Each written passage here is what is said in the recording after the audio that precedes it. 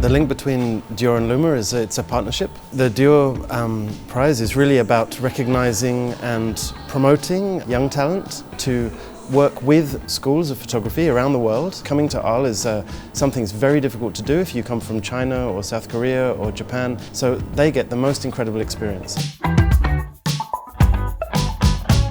There's many positive impacts that this prize could have on the laureates. Dior pushes and gives visibility to somebody really at the beginning of their career. These are really students. This is not a prize for people who are already established in the art market or in the editorial world.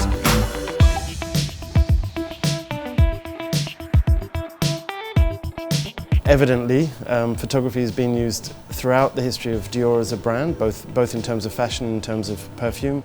Now, I think the relationship is a new one, because instead of thinking about advertising, commercial image and marketing and branding, they're thinking about nurturing young talent and looking at the future, seeing where ideas are going to come from.